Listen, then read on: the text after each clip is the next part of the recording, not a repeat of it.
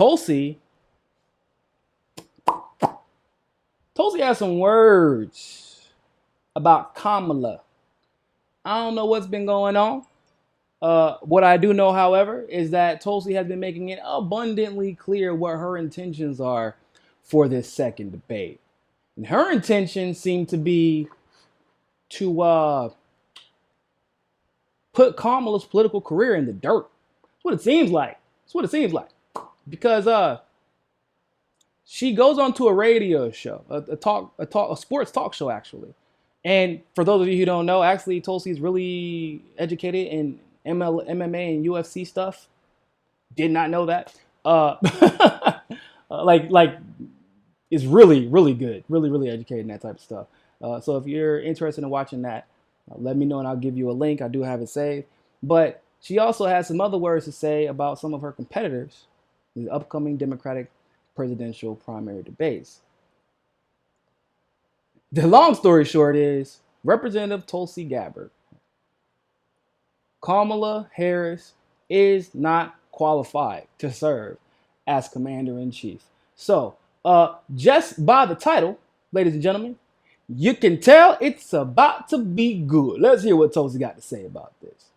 Representative Tulsi Gabbard on Tuesday said that Senator Kamala D. Harris is not qualified to be president because she lacks the foreign policy credentials and the temperament to lead the nation on the global stage. Ooh, no, she didn't. You just said, so Tulsi, she said, I mean, she doesn't have the credentials. I have more experience than she does, but also that bitch crazy. She didn't say that, but that's what I'm taking from it. I'm just saying, Tulsi. She ain't got the temperament.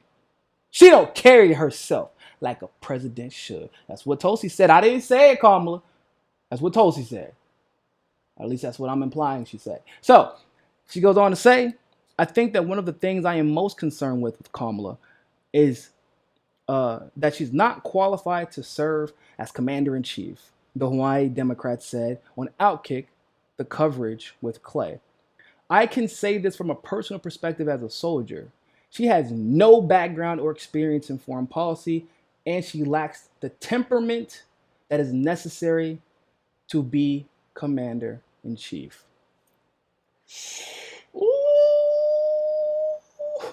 Ooh, Kamala. I believe Tulsi Gabbard just called you out. I believe Tulsi just like saw you across the lunchroom. You ain't gonna do shit about nothing, Kamala. I'm gonna be on that debate stage right beside you. What you gonna say? What you gonna do about it? Because Tulsi has been daring Kamala to come out and play for quite some time. Really over the, when she broke my heart over the Biden stuff, like I said, I got her point. But she broke my heart over the Biden stuff, but that was mostly about Kamala, right? And she kind of has been doubling down, saying she even went on The View this morning or yesterday morning and said that was the first segment of that interview. She was like, nah, Kamala's playing underhanded games. She voted for the same bill Biden voted for. So what's she trying to say? She's trying to imply Biden's racist, but she voted for the same bill.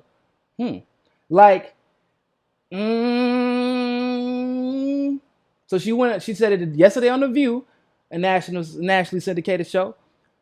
Today on FS1, Fox Sports 1, on a nationally syndicated show. And I don't think she's about to stop saying it. What I think is about to happen is Tulsi is about to turn up on Kamala Harris at the debates. Now, the other day, I said that this was a possibility. I said, look, I can't say this for a fact. I can't say that I'm 100% certain, but I can say that Tulsi may or may not have gathered a lot of opposition research about a lot of candidates, more may or maybe not Kamala, more so than anybody else.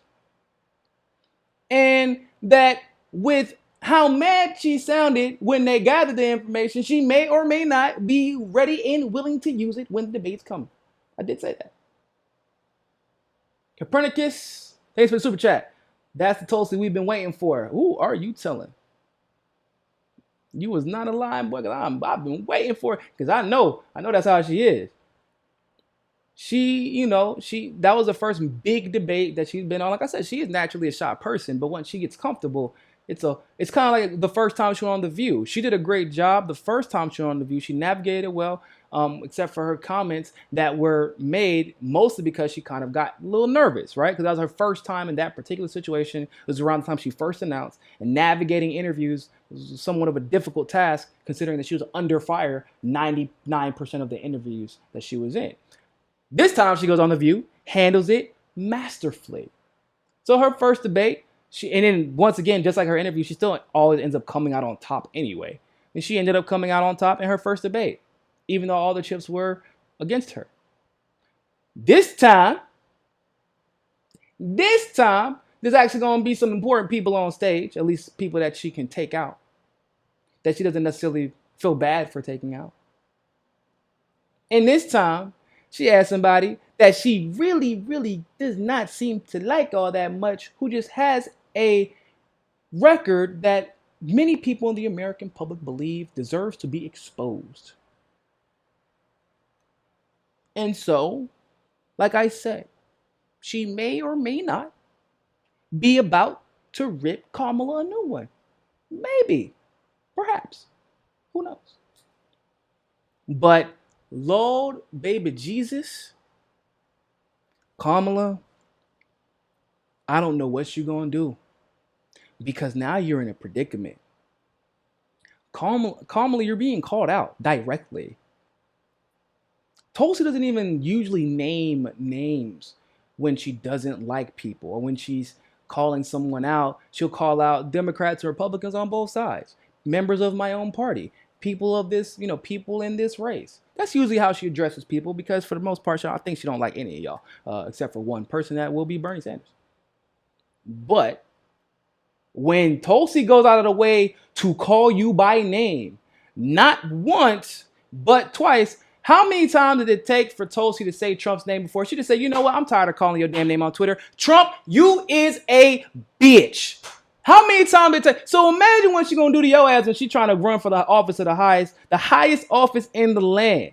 And she is on a debate stage with you, where basically she has absolutely nothing to lose. For all we know, I hope that this will not be it. And if you have not, make sure you go donate to Tulsi2020.com. Help her get on that debate stage. But for all we know, this could be her last debate. So do you think, and she already doesn't like you.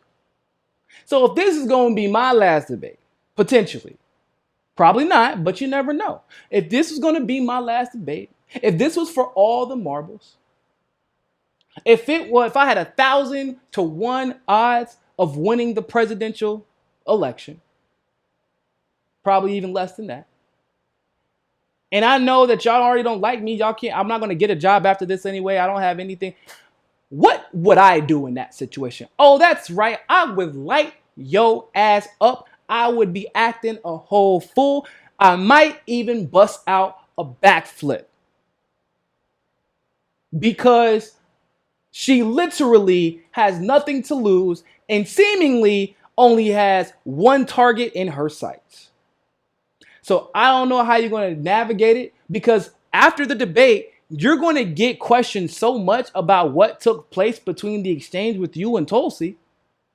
Because it's going to be the topic of discussion on Twitter. It's going to be the topic of discussion on Facebook. Eventually, because of how popular it is, there's going to be discussion on independent media. Mainstream is going to pick it up because mainstream loves beef. And you just happen to be one of the most propped up faces in mainstream. And unfortunately for you, the candidate who supposedly has a 2% chance of winning will now be attached to your name for ripping you that new asshole we was just talking about. Remember, just 5 minutes ago, we talking about getting ripped a new asshole? Because you about to get ripped one.